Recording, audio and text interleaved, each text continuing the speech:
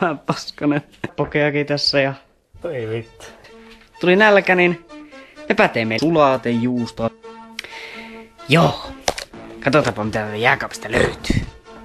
Voi Veikkoset, täällä on vaikka kuinka paljon maitoa. Täällä on paskanen piirakka. No, syöpä tämä pois. Joo, eli Karjalan piiraksi vähän. Meetwurst, jom nom nom. Nom nom nom. Oi. Sitten laittaa sitä yksi veitsi.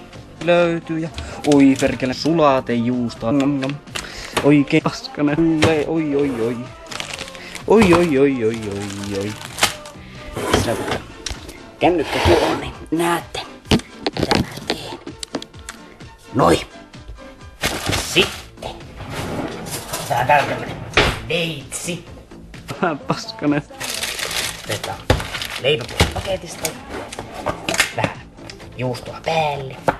Näin ikään. Levitetään oikein kunnolla ja reilusti vaan. Nyt ei kursailla. Noin. Sitten. Tiski veitsi. Leipurustia päälle. Pari siivua riittänee. Näin, 2 ja 1. Ja sitten totta kai maitoa. Ja loppujen lopuksi kruunaan koko aterian.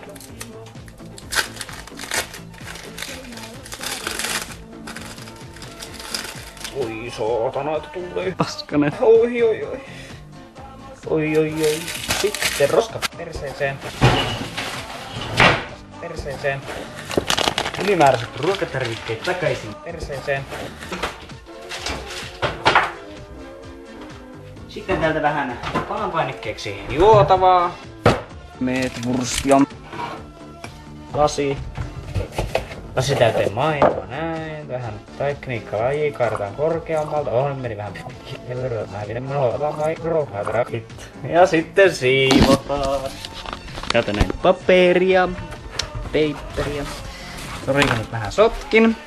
Piti alkaa esittämään, joo kyllä. Äläkää sinne kattoko, se on vähän paskanen. Onneksi ei kuitenkaan yhtä paskanen kuin minun veitsi.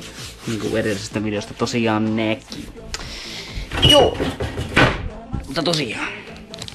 Tässä on nyt oikein paskanen karjalanpiirakka valmiina ja... Eikä tässä sitten muuta. Pokeakin kuittaa. Tiski.